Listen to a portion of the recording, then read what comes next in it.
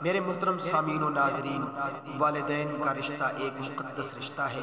والدین کا رشتہ ایک پیارا رشتہ ہے۔ اللہ کریم قرآن مقدس میں جہاں اپنے حق کی بات فرماتے ہیں وہاں والدین کے حق کی بات بھی فرماتے ہیں۔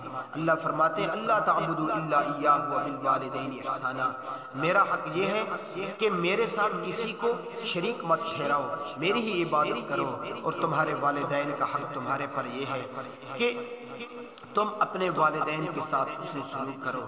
دیکھو نا میرے محترم سامعین و ناظرین کہ والدین یہ ایک ایسا رشتہ ہے کہ جب ہم چھوٹے ہوا کرتے تھے ہم ایک بات ان سے بار بار پوچھا کرتے تھے تو اس بات کا وہ بار بار جواب دیا کرتے تھے۔ کبھی ہم اپنے والدین کے چہرے پر تھپڑ بھی مار دیا کرتے تھے لیکن وہ تھپڑ کا جواب تھپڑ سے نہیں دیتے تھے بلکہ ہمارے ہاتھوں کو چوم لیا کرتے تھے۔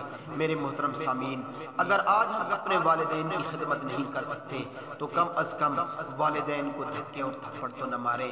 وآخر دعوانا ان الحمد للہ رب العالمین۔